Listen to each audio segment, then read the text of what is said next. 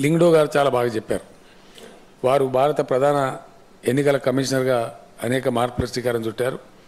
మంచి అడ్మినిస్ట్రేషన్ ఇచ్చారు. అక్కడ ఏ దేశానికి ఆ దేశం ఎట్లయితే బాగా ముందుకు పోయి వాళ్ళ సంస్కృతిని వాళ్ళ వైభవాన్ని కాపాడుకుంటూ నిధులు సమకూర్చుకుంటూ ఎట్లా పోతూ ఉంటారో అట్లనే తెలంగాణ కూడా కొత్తగా రాష్ట్రమైంది కాబట్టి గొప్పగా మీరు కూడా ముందుకోవచ్చు అని చెప్పి వారు చెప్పారు.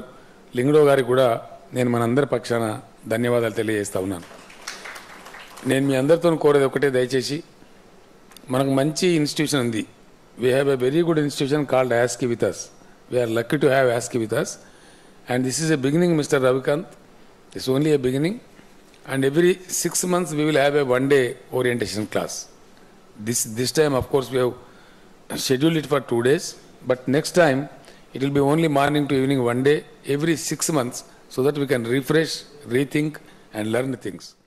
పేదలకు అట్టడుగున ఉన్న ప్రజలకు విద్య అందినప్పుడే మీరు గ్లోబలైజేషన్ బాగా సమర్థవంతంగా ఎదుర్కోగలుగుతారని కూడా వారు చెప్పారు. ఖచ్చితంగా దాని మీద కాన్సన్ట్రేట్ చేయమని కూడా ఒక సూచన వారి నుంచి ఉంది. మీరు కేజీ టు పీజీ ఏదైతే అనుకుంటా ఉన్నారో చాలా మంచిది. వీలైనంత వేగంగా దాన్ని తీసుకురండి. ఒకవేళ తెస్తే కనుక తెలంగాణ అద్భుతంగా బాగుపడుతుందని కూడా వారు మనకు మంచి సూచన కూడా చెప్పారు.